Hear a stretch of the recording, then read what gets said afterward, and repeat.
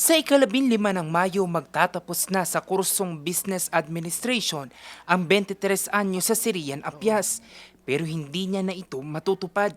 Si Rian kasi nasawi matapos sumalpok ang kanyang sinasakyang motorsiklo sa kasalubong na truck sa Barangay Tulong, Urdaneta City nito lamang Sabado, May 2. Sa huling gabi ng lamay, personal na binisita ni Pangasinan Governor Gico III ang mga naulilang kaanak ni Rian.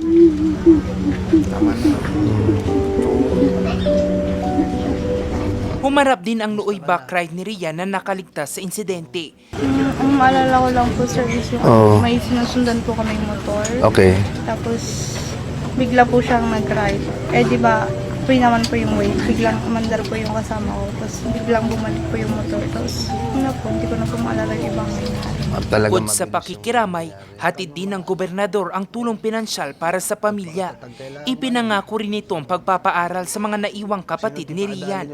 Nasa langit na si Rian. Pero yung pangarap niya na pag natapos siya na magpapaaral sa kapatid. Yun na lang ang tulong ng ating provincial government. Opo, sir. No? Salamat po, sir. Opo. Ito pa rin natin yung plano ni Rian.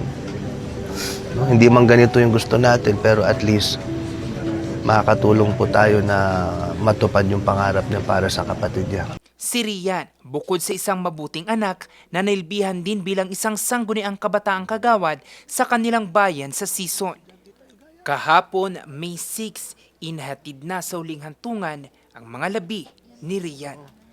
Jose Robert Inventor, RNG News.